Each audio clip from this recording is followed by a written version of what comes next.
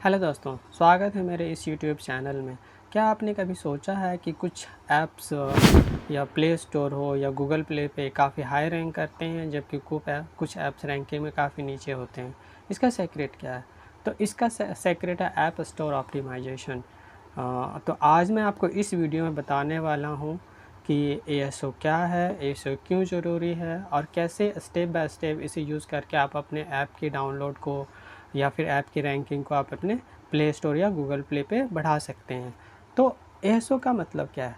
ASO का मतलब आपके ऐप स्टोर पे इस तरह से आपके ऐप को ऑप्टिमाइज़ करना है कि ज़्यादा से ज़्यादा लोग इसे आसानी से खोज सकें, सर्च कर सकें और इसे डाउनलोड करें। इसे आप एसईओ की तरह समझ सकते हैं। जिस तरह से एसईओ वेबसाइट में रैंकिंग डालता है, उस तरह से एएसओ आपके ऐप को या ऐप स्टोर हो या प्ले स्टोर में आपको रैंक को हाई रैंक लाने में हेल्प करता है। तो आपने देखा होगा कि ज़्यादातर लोग ऐप्स को ज़्यादातर लोग सर्च करते हैं, देन उसे डाउनलोड करते हैं।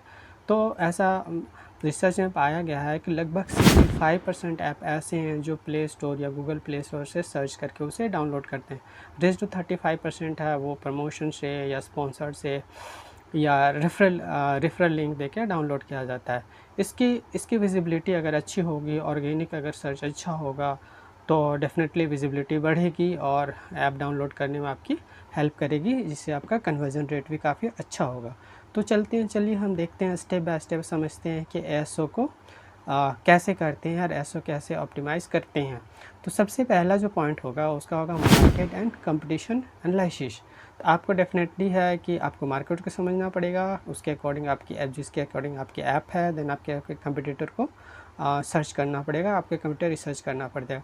सबसे पहले आप इसके लिए कंप्यूटर एनालाइज़ कीजिए, देखिए कि आपके कंपटीटर कौन कौन से हैं, देन आप एनालाइज़ कीजिए कि वो कौन कौन से कीवर्ड को यूज़ कर सकते हैं, कर रहे हैं, देन उसको इसके कहाँ यूज़ कर रहे हैं और कैसे यूज़ कर रहे हैं। आप उनको देखिए, उसके आइकन्स को चेक कीजिए, उसके स्क्रीनशॉट को चेक कीजिए, देन उसके डिस्क्रिप्शन को चेक कीजिए, देन उसके अकॉर्डिंग आप अपने ऐप के लिए यूज़ कर सकते हैं कि कैसे करना है, किस टाइप से लिखे हैं उन्होंने और आपको कैसे ऑप्टिमाइज़ करके इसे यूज़ करना है। नेक्स्ट स्टेप होना चाहिए आपका कीवर्ड रिसर्च होगा। आपने डेफिनेटली आपने कंप्यूटर एनालिसिस कर लिया, ठीक है। अब आप क्या कीजिए, आप अपने कीवर्ड को रिसर्च कीजिए सो दैट कि आप कंप्यूटर को टारगेट कर सकें, उसको बीट कर सकें। तो आप अपने कीवर्ड को रिसर्च कीजिए, आप ज़्यादातर रखिए हाई ट्रैफिक कीवर्ड रखिए और आप इसके लिए टूल्स के यूज़ कर सकते हैं। आज के मार्केट में बहुत सारे टूल्स हैं जिसे आप यूज़ कीजिए कीवर्ड रिसर्च करने में। नेक्स्ट आ जाएगा क्या, on meta data optimisation. On meta data optimisation means आपको ये सारी चीज़ें कंट्रोल करनी पे। अब ऑन मेटा डेटा ऑप्टिमाइजेशन में क्या क्या आता है, जैसे टाइटल हो गया, आप अपने कीवर्ड को सर्च कर लिया, उस कीवर्ड को आप अपने टाइटल में यूज़ कीजिए। देन दूसरा होगा सब टाइटल और शॉर्ट डिस्क्रिप्शन में आप इससे सपोर्टिंग कीवर्ड्स को यूज़ कर सकते हैं। देन फुल डिस्क्रिप्शन में क्या करेंगे, फ़ीचर्स, फ़ायदे को आप अपने ऐप के समझाइए, उसके फ़ीचर क्या क्या समझाइए, फ़ायदे क्या क्या उसको डाउनलोड करने से क्या उससे फ़ायदा होगा, ये से समझाइए। देन आप अब उसको वैल्यू को बढ़ाना है। वैल्यू कैसे बढ़ाएंगे, आप आइकन को काफ़ी कैची बनाइए, स्क्रीनशॉट को काफ़ी अट्रैक्टिव बनाइए। देन आप अपने जो वीडियोज़ हैं या डेमोज़ देते हैं उसको काफ़ी इंफॉर्मेटिव बनाइए, जिससे लोग डाउनलोड करते हैं। अब नेक्स्ट स्टेप में हम चलते हैं। नेक्स्ट आपने ऑन मेटा डेटा कर लिया, आप ऑफ मेटा डेटा के लिए क्या ज़रूरी है, आपको ये भी करना पड़ेगा। अब ऑफ मेटा डेटा में आते हैं कौन सा, रेटिंग्स आते हैं, रिव्यूज़ आते हैं, देन रिटेंशन आते हैं, ठीक है। तो आप अपने जितना परफॉर्मिंग, आप अपने ऐप को परफॉर्मिंग अच्छा करने का आप उसको अच्छे से रेटिंग करवाइए, अच्छे से रिव्यू करवाइए, एंड तब उसके आपकी रैंकिंग डेफिनेटली बढ़ेगी। देन आपने ये कर लिया, और ऑन मेटा डेटा कर लिया, ऑफ मेटा डेटा कर लिया। अब आपको ए बी टेस्टिंग करनी पड़ेगी।